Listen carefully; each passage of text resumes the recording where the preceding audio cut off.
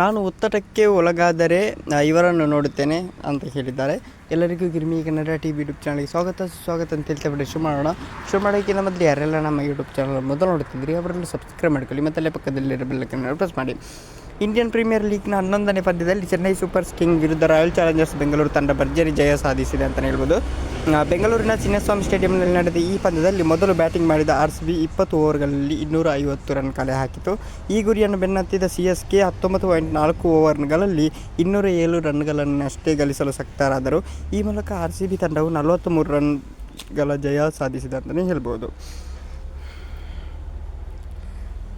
ಈ ಗೆಲುವಿನ ಬಳಿಕ ಮಾತನಾಡಿದ ರಾಯಲ್ ಚಾಲೆಂಜರ್ಸ್ ಬೆಂಗಳೂರು ತಂಡದ ನಾಯಕ ರಜತ್ ಪಟಿದಾರ್ ತಂಡ ಅಂತಲೇ ಹೇಳ್ಬೋದು.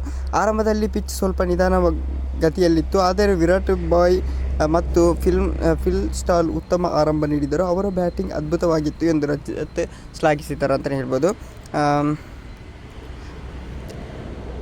ಇವಾಗ ತಂಡದ ಬೌಲಿಂಗ್ ವಿಭಾಗ ಬಗ್ಗೆ ಮಾತನಾಡುತ್ತಾ ಜೆಬೆಕ್-ಡವಿ ಅವರ ಔಟ್ ಸ್ವಿಂಗರ್ಗಳನ್ನು ಮತ್ತು ಅವರು ಪಡೆದ 3 ವಿಕೆಟ್ಗಳು ತಂಡ ಗೆಲುವಿನ ಹತ್ತಿರ ತಂದವು ಅಂತಲೇ ಹೇಳಿದರು.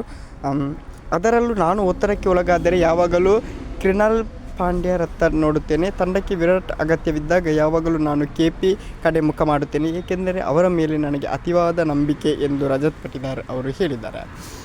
ಓಕೆ ಗೈಸ್, ಮುಂದಿನ ವಿಡಿಯೋ ಸಿಗೋಣ. ಅಲ್ಲಿ ಲೈಕ್, ಶೇರ್, ಸಬ್ಸ್ಕ್ರೈಬ್ ಅಂತ ಹೇಳ್ತಿಲ್ಲ.